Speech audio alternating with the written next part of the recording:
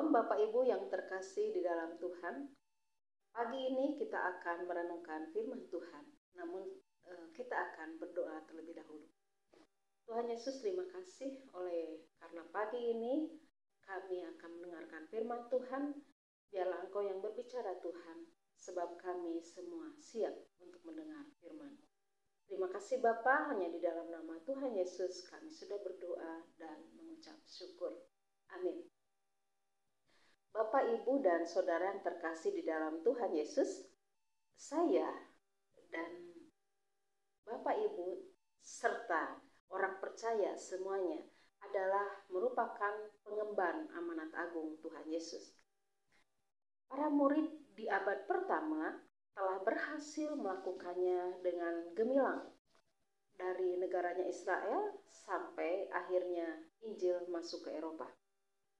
Tentu saja Tuhan Yesus pun mengharapkan kegemilangan misi ini dialami juga oleh orang percaya pada masa kini.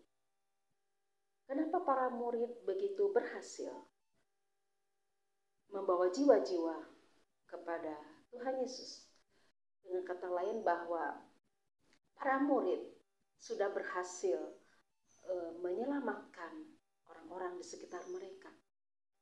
Kira-kira mengapa hal ini terjadi? Oleh karena mereka tentu menuruti perintah atau pesan yang diamanatkan oleh Tuhan Yesus ketika mereka melakukan atau mengemban amanat agung Tuhan Yesus. Dan inilah yang menjadi dasar misi mereka. Dan tentu juga seharusnya itu menjadi dasar bagi misi kita di generasi sekarang ini.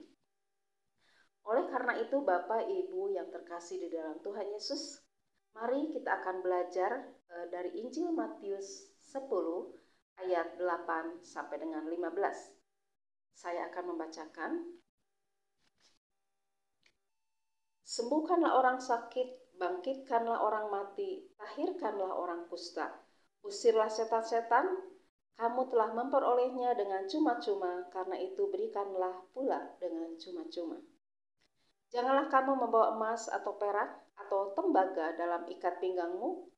Janganlah kamu membawa bekal dalam perjalanan. Janganlah kamu membawa baju 2 helai, kasut atau tongkat, sebab seorang pekerja patut mendapat upahnya.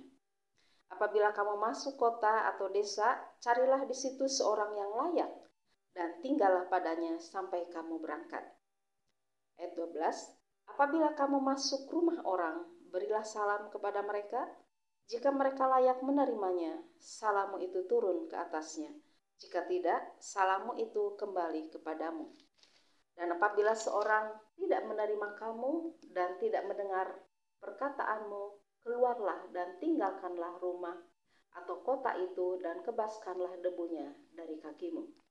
Aku berkata kepadamu, sesungguhnya pada hari penghakiman, tanah Sodom dan Gomora akan lebih ringan tanggungannya daripada kota itu.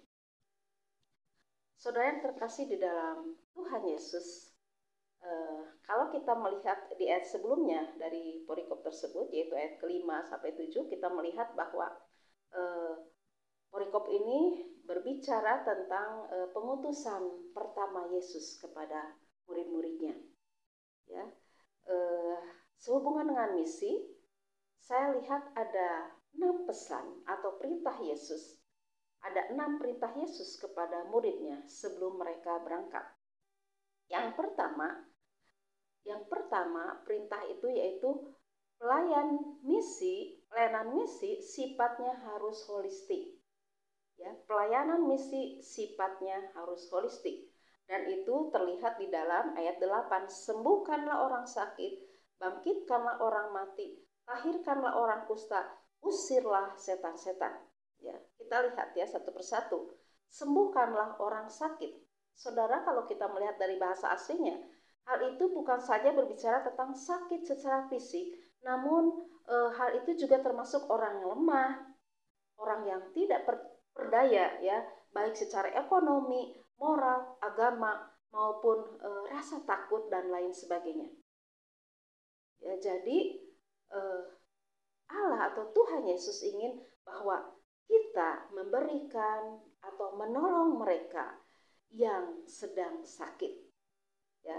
Nah, kemudian berikutnya kita lihat juga masih di ayat 8, bangkitkanlah orang mati. Ya, kalau kita melihat lagi bahasa aslinya, ini juga bukan hanya berbicara membangkitkan orang mati secara fisik, namun termasuk juga mati secara roh.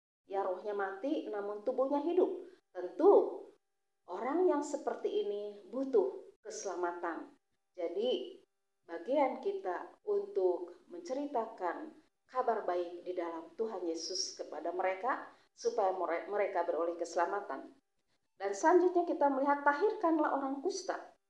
Saudara yang terkasih di dalam Tuhan Yesus, penyakit kusta, orang yang punya penyakit kusta dalam PL biasanya itu disisihkan di dalam masyarakat.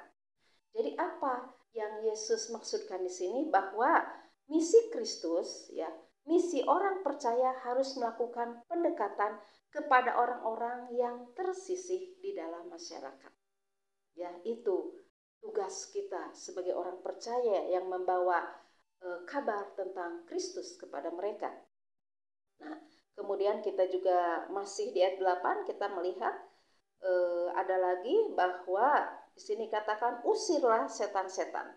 Ya, jadi kita juga harus menjangkau atau penjangkauan misi juga, yaitu pelepasan dari kuasa kegelapan. Nah, itulah yang dikatakan mengenai pelayanan misi yang sifatnya holistik. Jadi pelayanan itu sifatnya menyeluruh, ya, dari berbagai aspek, bukan hanya satu aspek tetapi menyeluruh dari berbagai aspek. Nah, kemudian kita lihat poin yang kedua, yaitu kita akan melihat bahwa motivasi dan sikap kita dalam bermisi. Ya, jadi poin yang kedua adalah motivasi dan sikap kita dalam bermisi. Itu ada di dalam masih ayat 8, di dalam ayat 8 bagian B. Kamu telah memperolehnya dengan cuma-cuma, karena itu berikanlah pula dengan cuma-cuma. Ya, jadi motivasi pelayanan misi itu harus murni, penuh pengorbanan, sukarela, penuh dengan pengabdian, bukan mencari keuntungan, karena kita juga sudah memperolehnya secara gratis, cuma-cuma. Jadi kita juga harus memberikan pelayanan misi kepada orang-orang yang membutuhkan dengan cuma-cuma, dengan gratis, ya, tidak mencari keuntungan. Nah, kemudian kita melihat juga poin yang ketiga yang Tuhan Yesus amanatkan kepada muridnya ketika muridnya itu bermisi. Yang ketiga, jangan khawatir, ya, dalam kebutuhan misi. Ya, ini sering sekali menggoda kita, ya, tetapi di sini katakan jelas, ini perkataan Yesus, jangan khawatir dalam kebutuhan misi. Kita melihat di ayat 9. Janganlah kamu membawa emas atau perak atau tembaga dalam ikat pinggangmu. Kemudian ayat 10, janganlah kamu membawa bekal dalam perjalanan. Janganlah kamu membawa baju 2 helai, kasut atau tongkat, sebab seorang pekerja patut mendapat upahnya. Ya, ayat 9, ya.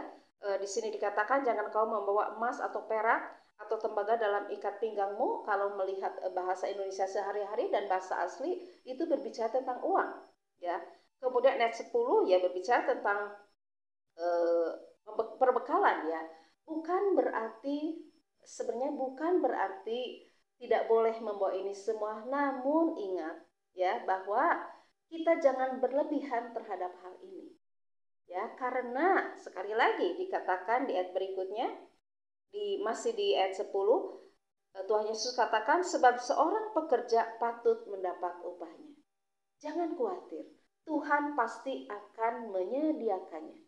Dia adalah Jehovah Jireh. Ya, ketika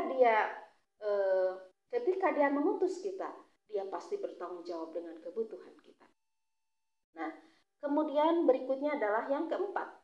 Di manakah objek pelayanan kita? Ya, kita akan melihat di ayat yang ke-11. Apabila kamu masuk kota atau desa, ya, jadi objeknya di desa dan di kota, artinya secara geografis tidak terbatas. Kita bisa ditempatkan oleh Tuhan dimanapun, ya, mungkin di pulau-pulau terpencil, kemudian juga mungkin di negara orang lain, di desa, di kota. Yang jelas bahwa objek pelayanan misi tidak terbatas. Kemudian kita melihat poin yang kelima, yaitu tentang strategi pelayanan misi. Ya, strateginya bagaimana?